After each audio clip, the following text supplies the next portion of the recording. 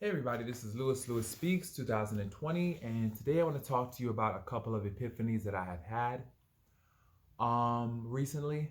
Um I realized the importance of honoring my truth and living with integrity. I realized that I have not been living with integrity at all. I've been compromising so much of my belief system for the sake of companionship, for the sake of connection with other people, and I'm not comfortable doing that any longer. For me, living with integrity means honoring my truth, honoring my intuition, and my feelings. It means honoring my commitments and doing what I say I will do. And a lot of times I have not done that. And I'm not comfortable living like that any longer.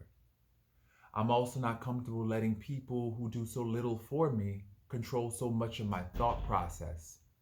I have allowed people to live rent free in my head. These people that are no longer in my life, people that don't even care about me, I continue to allow them to live rent free, and that's over. I realized something today. I realized that a lot of people don't even like themselves. They don't like themselves. And that's fine. That's fine if they don't like themselves. Because what I realize is that if a person doesn't like themselves, they're going to spew out in small increments hatred towards you. And oftentimes what ends up happening is you begin to doubt yourself, or you begin to question yourself and wonder, is there something wrong with me that's causing them to treat me this way? No, no.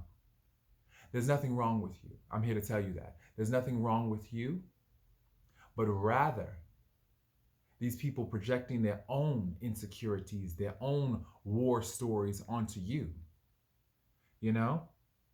And so I realized that a lot of people don't really like themselves, and what ends up happening is that they spew out that hatred and they try to find a container, a receptacle for it. Don't be their receptacle. Don't allow other people to spew their hatred out on you. When you sense that inkling, that tiny inkling in your head, that light that blinks, letting you know that this is not correct, you check them immediately. And that's what I learned. See, me, I'm always wondering, am I being too sensitive? Am I being too this? Am I being this? Am I allowing this person to be free with their life? Am I allowing them to express themselves? No.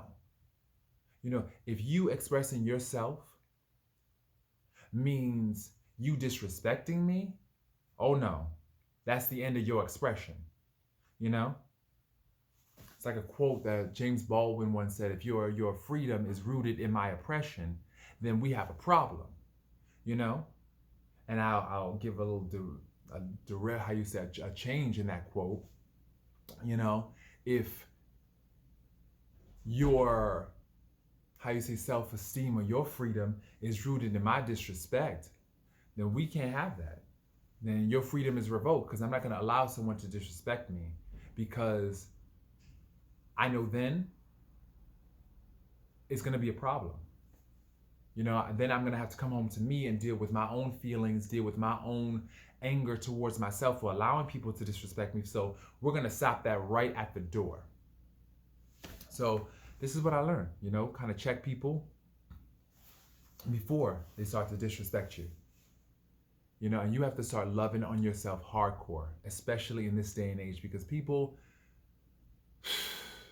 are a trip. They are a trip. They will pretend to be your friend. They will pretend like they got your back and that they're really invested in you. And come to find out, they never were invested in you. So you really have got to have your own back in this world. And so that's what I'm learning.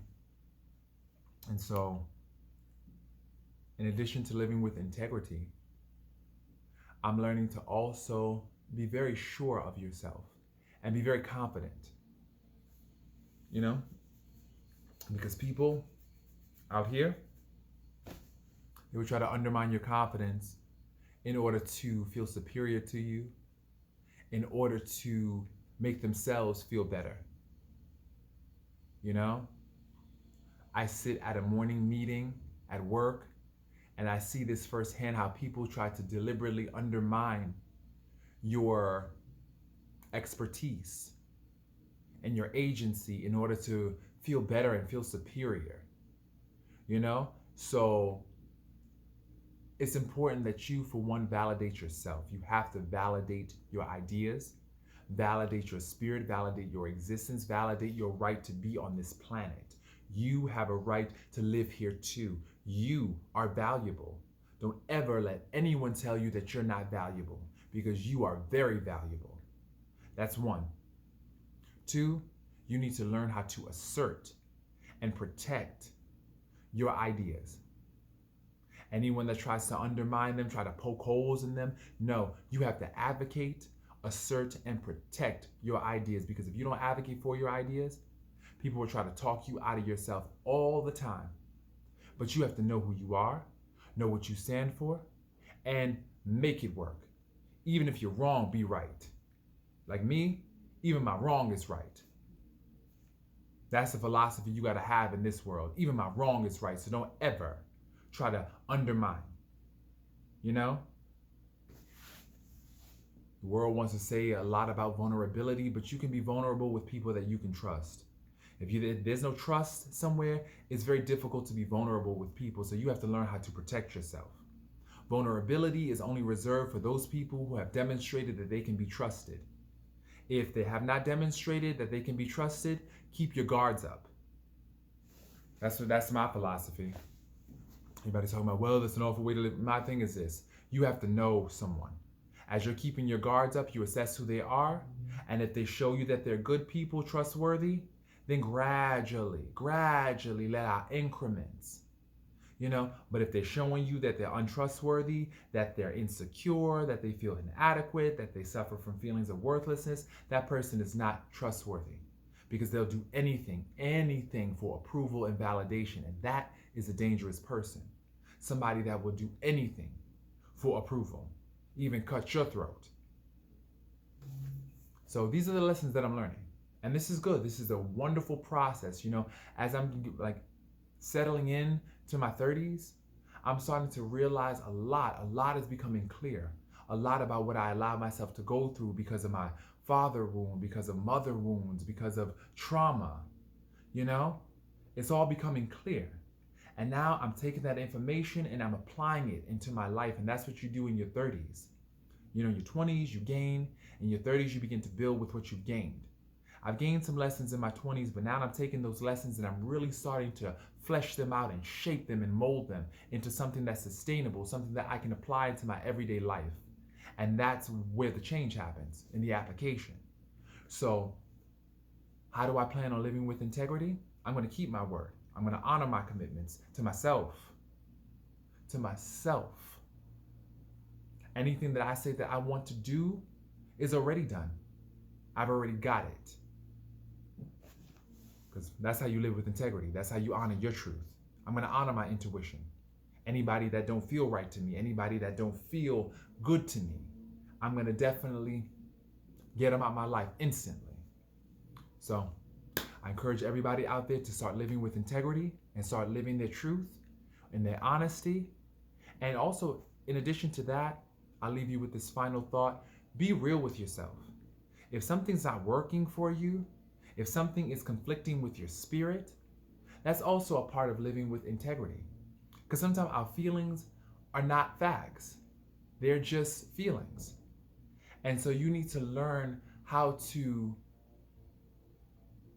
constructively criticize yourself and accept that. Be humble enough to accept that. When something's not working for you, it has to go. When it's conflicting with your spirit, it has to go. Just like that. So I leave you with those tidbits, and I hope that they are beneficial for you. This is Lewis Speaks 2020, and I say, have a great day.